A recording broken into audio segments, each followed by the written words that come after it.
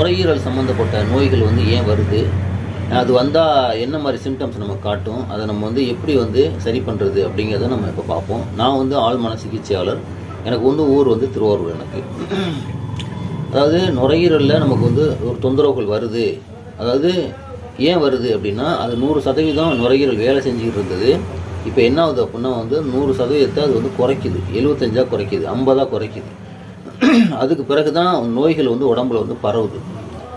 அதுக்கு பிறகு தான் அது எந்த மாதிரி சிம்டம்ஸை காட்டும் அப்படின்னா, மூக்கில் அரிக்கும், மூக்கில் வந்து முட்டாக வர ஆரம்பிக்கும், தும்மல் அதிகமாக இருக்கும், மூச்சு விட முடியாது, மூச்சு திணறுவாங்க. அதேமாதிரி மூக்கு சம்மந்தப்பட்ட விஷயங்களே நிறைய ஏதாவது ஒன்று செஞ்சுக்கிட்டே இருக்கும். மூக்கு வந்து சவுந்து போயிடும், தண்ணி ஊற்றிக்கிட்டே இருக்கும், ஏதாவது ஒன்று பண்ணும். அப்போ மூக்கு சம்மந்தப்பட்ட தொந்தரவுகள் இருந்தாலே அவங்களுக்கு நுரையீரலில் அவங்களுக்கு என்ன இருக்குது, பலகீனம் இருக்குது அப்படின்னு அர்த்தம். ஓகே, இந்த 100% வேலை பார்த்துக்கிட்டு இருந்த அந்த நுரையீரல் வந்து ஏன் வந்து 50% மாற்றுது அல்லது 75% அதனுடைய வந்து வீரியம், அதனுடைய வேலை செய்கிற அந்த தரம் வந்து குறையுது. அது குறைஞ்சதுனால தான் உடம்புல நோய் வருது. அப்போ அது வந்து நல்லா வேலை செய்ய ஆரம்பிச்சிருச்சு அப்படின்னாலே ஆட்டோமேட்டிக்காக என்ன பண்ணும் அப்படின்னா வந்து உடம்புல இருக்கக்கூடிய தொந்தரவுகளை அது என்ன பண்ணும், தன்னைத்தானே அது வந்து சரி பண்ணிடும். சரி, இதுக்கும் மனசுக்கு என்ன சம்மந்தம் இருக்குது அப்படின்னா, மனசை பொறுத்த வரைக்கும் எப்படின்னா, உங்களுக்கு வந்து ஃபஸ்ட்டு வந்து உங்களுக்கு வந்து துக்கம் அப்படின்னு ஒரு தொந்தரவு இருக்குது.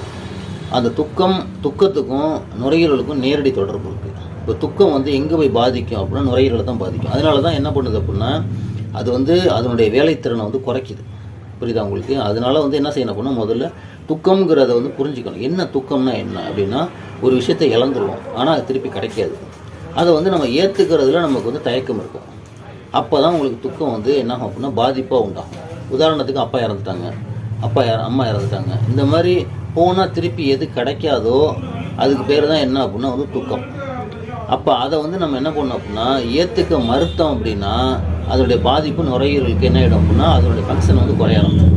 100% வேலை செய்கிறது என்ன செய்யும் அப்படின்னா வந்து அது 50 மாற்றும், 75 மாற்றும், 25 கூட மாற்றும்.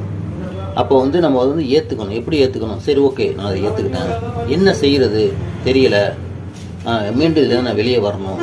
எப்போ நம்ம ஒரு விஷயத்தை ஏற்றுக்கிட்டோமோ அப்போ தான் அடுத்தது என்ன செய்கிறதுன்னு நம்ம என்ன பண்ண முடியும், அடுத்த கட்டத்துக்கு நம்ம வர முடியும். அதுக்கு பிறகு தான் அடுத்த உள்ள பாதைகளை நமக்கு வந்து புரிய ஆரம்பிக்கும். அது வரைக்கும் நம்ம அதை ஏற்றுக்கலைன்னா எல்லா பாதையுமே அடப்பட்டிருக்கும். அடப்பட்ட பிறகு தான் நமக்கு என்ன ஆகுது அப்படின்னா அந்த தொந்தரவுகள் வர இருக்குது. சரி, இதை என்ன எப்படி சரி பண்ணுறது? ஃபஸ்ட்டு என்ன பண்ணோம் அப்படின்னா வந்து என்ன சாப்பிட்ணும், எப்படிலாம் இது நடந்துக்கணும், அது என்ன செய்யணுங்கிறத வந்து இன்னொரு வீடியோவில் பார்ப்போம். இப்போ வந்து ஃபஸ்ட் எய்டாக நம்ம என்ன செய்யணும் அப்படின்னா வந்து இந்த இடத்துல ஒரு முட்டு மாதிரி இருக்கும், அதேமாதிரி இந்த விரலையும் ஒரு முட்டு மாதிரி இருக்கும்.